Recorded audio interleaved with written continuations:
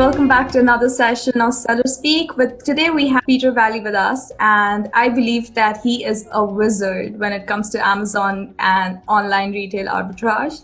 So for those of you who are new here, I will tell you what retail arbitrage is, what online retail arbitrage is. So basically you buy a product from your retail store at a cheaper rate and you sell it online to make a profit. And our speaker today, as I mentioned, I believe is a wizard of retail arbitrage and online arbitrage, and you will soon understand why. Peter has made over $130,000 in his first year of selling on Amazon FBA and is the world's most published author on Amazon FBA. So Peter, let me welcome you to SellerSpeak. Hi. Hey, thanks for having me. This is awesome. Thank you. Well, we have a lot of sellers who start their journey from either their garage or their basement or, from their room. But Peter here has started his journey from a dumpster. And I'm really excited for our, viewers to know how that happened and how, you made $130,000 out of it. And that's why I call you a wizard. It's like crazy the amount of money that you've made and how successful you are and you're starting from like a dumpster. To begin with, how did you do that? Okay, so if we were going to talk just about finding Amazon inventory in dumpsters and reselling it, we could talk for hours. I have endless amounts of stories.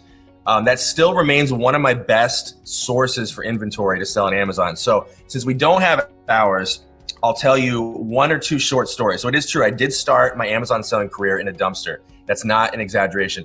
And actually, I should say my book selling career. So just to get this out of the way, most of my Amazon selling experience and most of my focus has been the books niche, selling used books. And so back in high school, and this is before Amazon, I think it existed, but it didn't really exist like we know it now.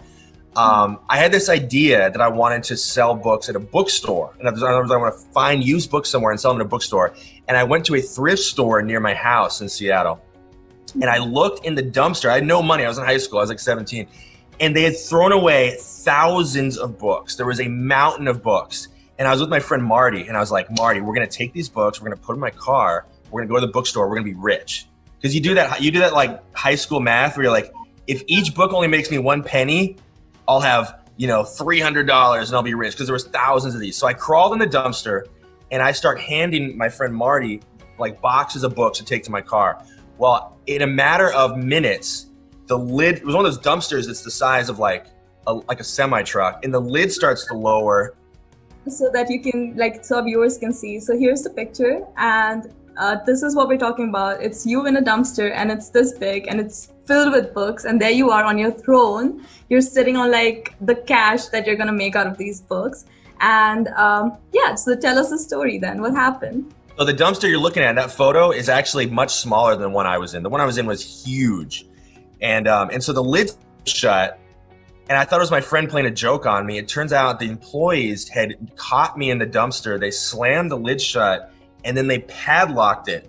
So I was like buried alive in this dumpster, and they called the police.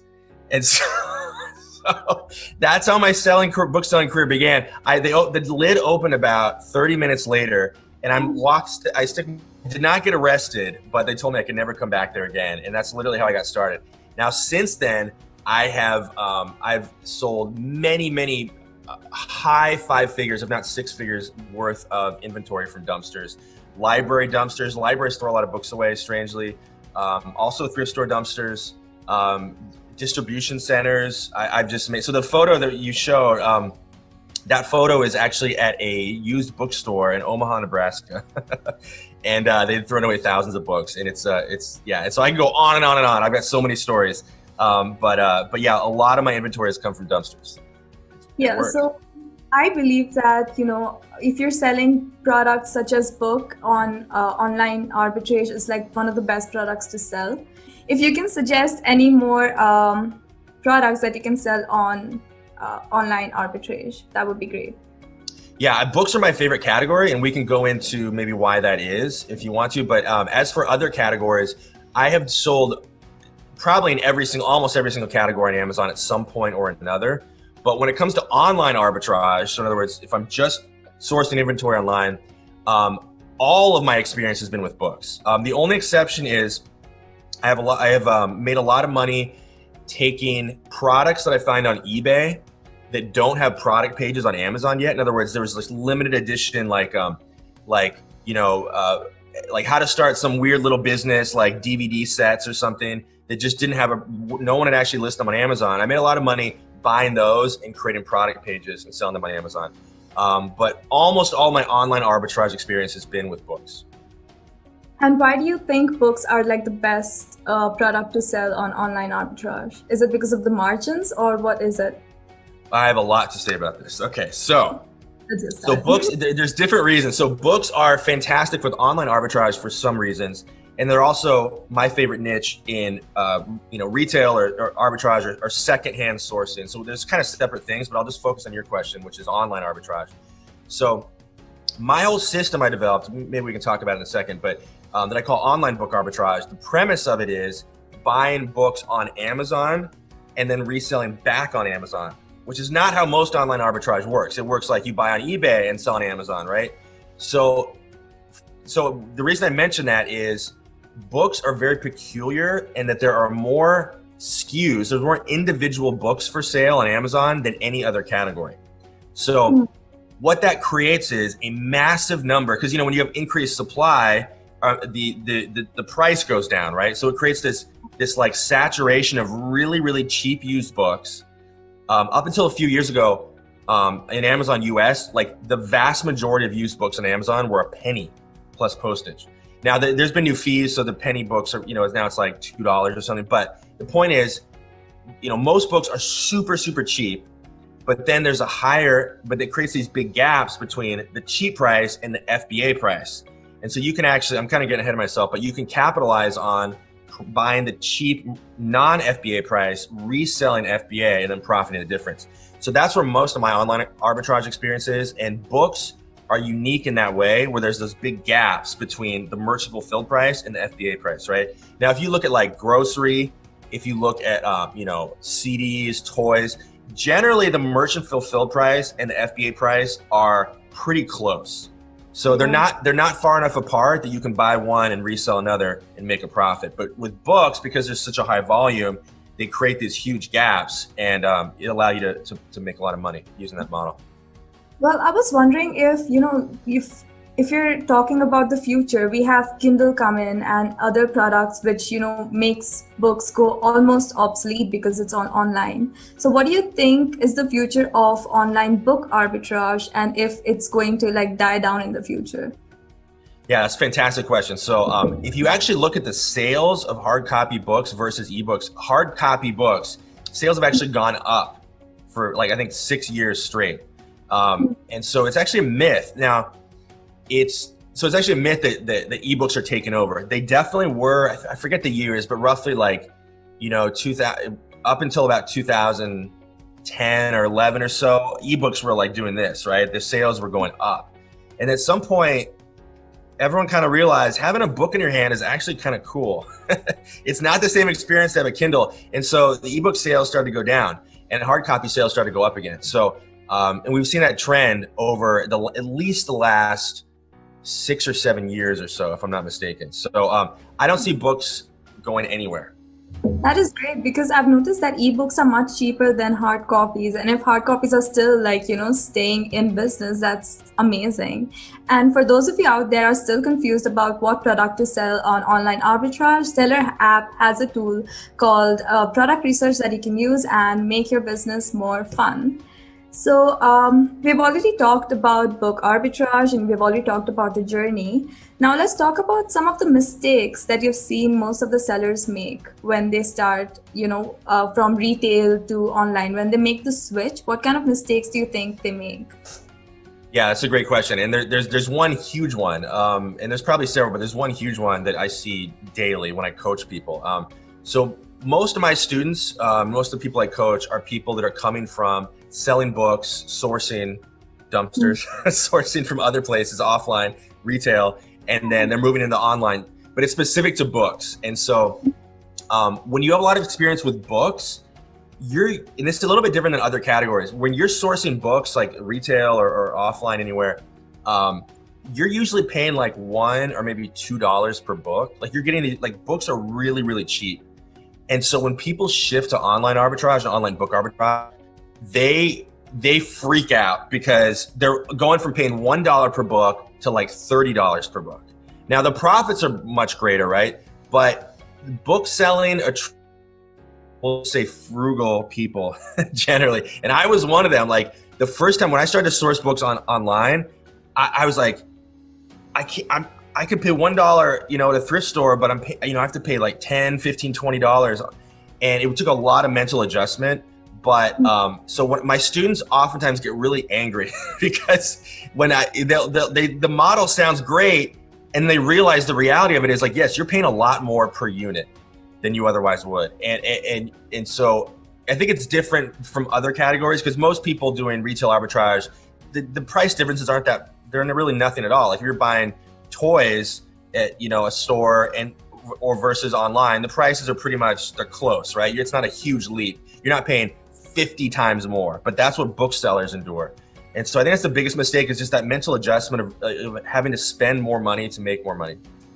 Yeah, well, I follow a principle that's called measure twice and cut once, because a lot of people do not research their products and the profit margins, and then they forget that there's Amazon fee as well that's going to reduce their profit margins. And then a lot of people take up, which I feel like retail arbitrage is and online arbitrage is so convenient, and it can be really successful if you do it right. But most people, because they start off wrong and because they're not doing it right, and they just drop it, which makes me so sad because there is so much scope in it. Yeah. And I wanted to know if you like retail arbitrage better or online arbitrage better, and what do you like about retail arbitrage that you don't like about online arbitrage, and yada yada yada.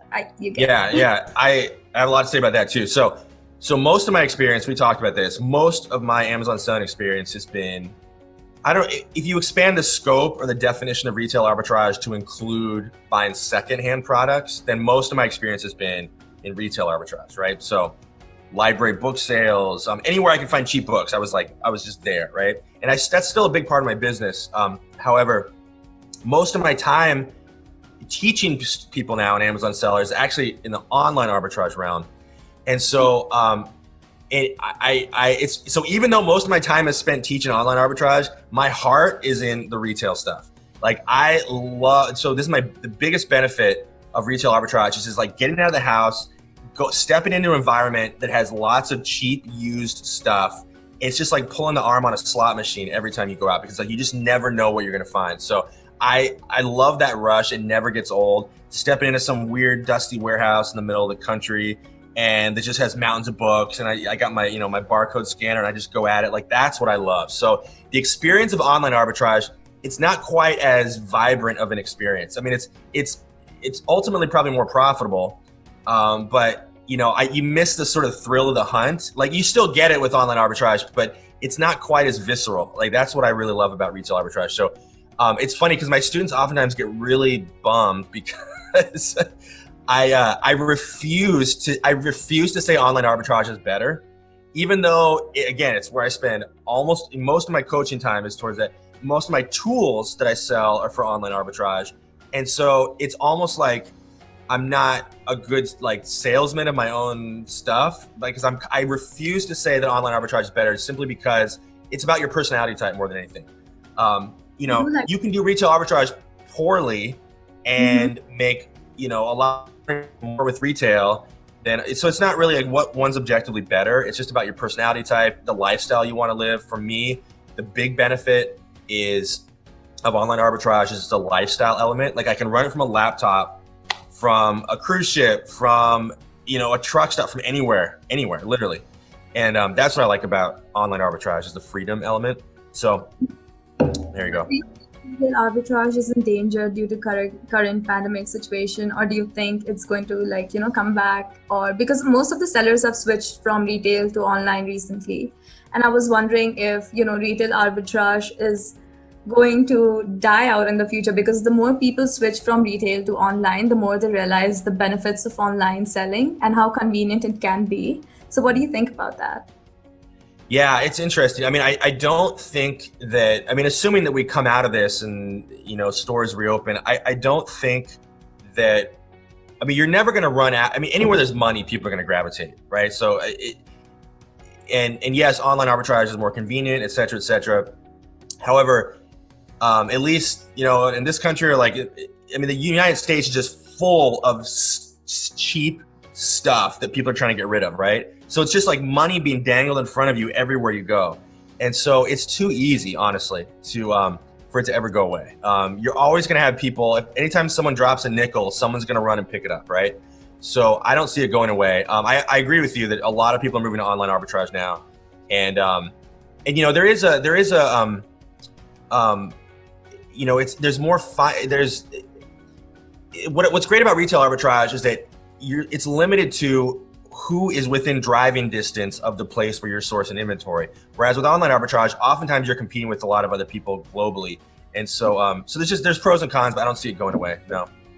So for online arbitrage, as you mentioned that, books are the most selling category on Amazon. And I was wondering, because there's so much of competition there, because a person might have one book and the other person might have the same book, but at a lower cost.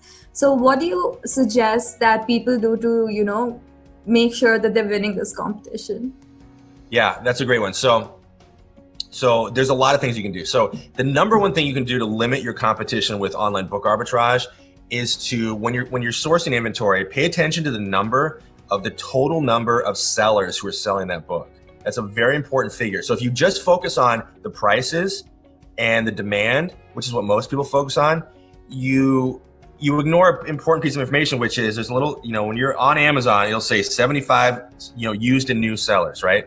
That number is important because the lower that number, the lower obviously the number of people selling the book, but also it limits the competition that may come in the future. So it really, what that signals is there's a low supply of this book. So what I tell my students is keep that number to 75 or less with books. Right, that would be 75 would be like a lot for like other categories, like a lot of people sell. But with books, there's just so many sellers, right? So 75 or less, and that limits the competition, not just in the present, but also in the future as well. So that's the biggest thing you can do, and there's a lot of others, but that's the big one. All right, thank you so much. And I wanted you to talk about what Zen arbitrage is, and how did you come up with this idea? Oh, Zen arbitrage. Okay, so. I guess to tell that story, I have to tell the beginning and like how I started with online book arbitrage. And I was, again, we talked about this, I still am, like I go out to these secondhand environments and I would purchase books. And I was at this source, it was this weird warehouse in rural Alabama. I won't even explain how I got out there, but this weird place, and they were having a sale. And I drove an hour out to this warehouse. I woke up at like 7 a.m. and drove out there, and I had my barcode scanner and my app, and I was scanning books. And the weird thing about this source is that every single book at this source was $4. Now that's considered very, very high for used books. And so most booksellers wouldn't touch a $4 book, but I was still making a lot of money at this source. I would go there about once a month, leveraging the power of fulfillment by Amazon. So I'd buy a book for $4, maybe it was selling for $6 merch fulfilled, but it'd be selling for $30 FBA, right? So even though I was paying $4, I was making a ton of money off this source every single month.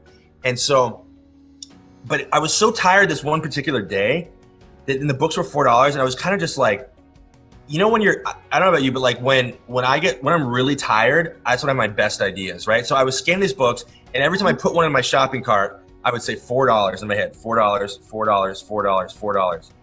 And then after saying that to myself like 1,000 times that day, it hit me.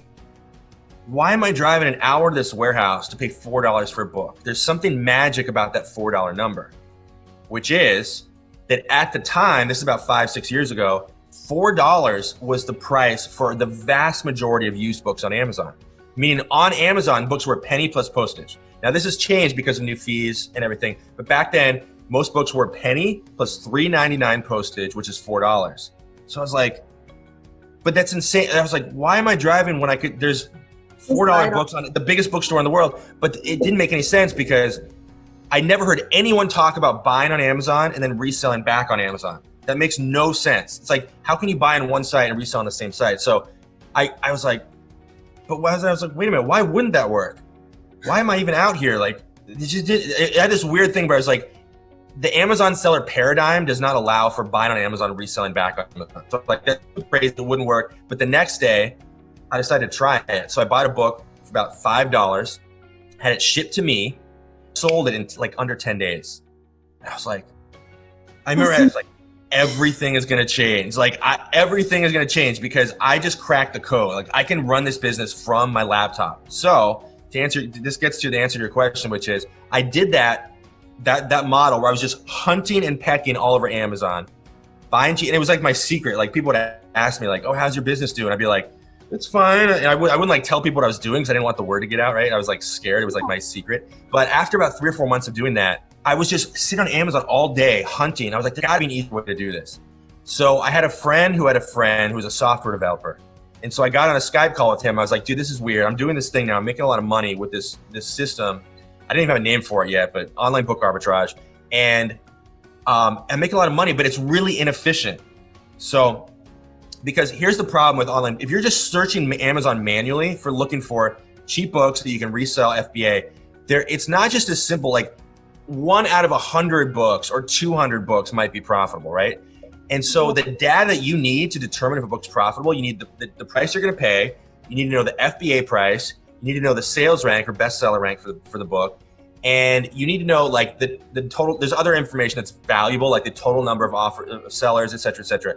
But Amazon makes you look like 3 or 4 different places to get that information. So for every book, I had to look at the book and the research results. I had to click over to look at the prices. Then I had to scroll down and look at the sales rank. And it was this like patchwork of, it just took forever. So I said to the developer, I was like, is there a way we can get all this data in one place? And then is there a way we can sort by the factors that contribute to online arbitrage opportunity? In other words, I won't go into the whole thing, but there's kind of a science to it. I was like, is there a way we can have like a search dashboard so I can basically just have this machine like spit out a bunch of books that are profitable? And he's like, we can do that. So he built me this very crude prototype of this tool. And it was just like data scrolling across the screen, but it worked. And so I used that for myself. I didn't have a name for it. It was something I paid him a bunch of money to build this for me. And then at some point I realized there's so much opportunity. I could sell this I could actually just introduce this tool to people. And so I opened it up to 100 people. I call it Zen Arbitrage. I initially opened it to 100 people, and I didn't think anyone would sign up because the idea was too insane. It's like buying on Amazon, reselling on Amazon. Like there was too much of a hurdle for people to get past where I didn't think anyone would be excited about it. But it really caught on. So we had 100 members. It sold out in 90 seconds. And then since there, it's just grown and grown and grown and grown. And so now it's we've got, a lot of subscribers right now, and it's really caught on. So I've sort of built this whole community of people. Our Facebook group has over 4,000 people doing this. Of this community of people who are just literally sourcing like books in their pajamas on Amazon. And it's this weird little niche of the online arbitrage world that I think is not really known. It's like this weird little community of people that are just focusing on books and then buying and selling on Amazon. And it's very cool. I'm really excited for like what we've built. Yeah, and when you were mentioning that, people buy from Amazon and sell on Amazon, people were kind of skeptical about it. And I think it's mainly because many people think that online arbitrage is illegal. Because whenever I go on Google, first question is online arbitrage illegal? Why do you think people think it's illegal?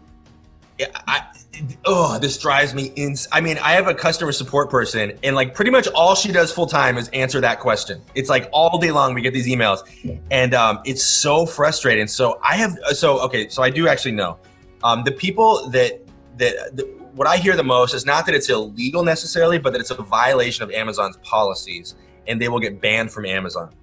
And so that, I think I understand where that rumor comes from, and that is that Amazon does have a rule that you're not allowed to buy an FBA product and resell FBA. But that's not what online book arbitrage does. You're buying non-FBA, meaning merchant fulfilled, and reselling FBA. And Amazon is very, very clear that is 100% compliant with their rules. And so what I tell people is, if you don't believe me, just go ask Amazon. They'll give you the same answer they give everyone, which is that it's totally fine. But I do think people get those rules confused. And so they just assume it's against the rules. There's also a lot of bad information on the internet. I mean, There's people that run large Facebook groups that have never sold anything on Amazon, and they just talk nonsense all day long. And so that's a whole separate issue. But there's a lot of bad information out there. But yes, I'm glad you mentioned that because it's a huge one. Thank you for clearing that up, because this is so important and people don't really take up retail or online arbitrage because of this specific reason. Yeah. And I think we have come to the end of the video. And do you have any more comments or points that you would like to just put out there for our audiences to listen to? Oh my gosh. Yeah, I think for me, this business is about freedom. It's not about money. And so I really encourage people, if you value your freedom to travel and run a business from a laptop, I really encourage you to look into online book arbitrage. We got a free book about it. I've just got a bunch of stuff out there. I give away most of my information for free. So I just like to encourage people to get involved. Well, thank you so much, Peter, for this wonderful, wonderful session with us. And you have really added value to online arbitrage. And I would ask people to go check out his book and his website. I will link that down below. And thank you so much for listening to SellerSpeak. And if you want to grow your Amazon business with us, I will link down our free tools that you can use to do that. And we will see you next time.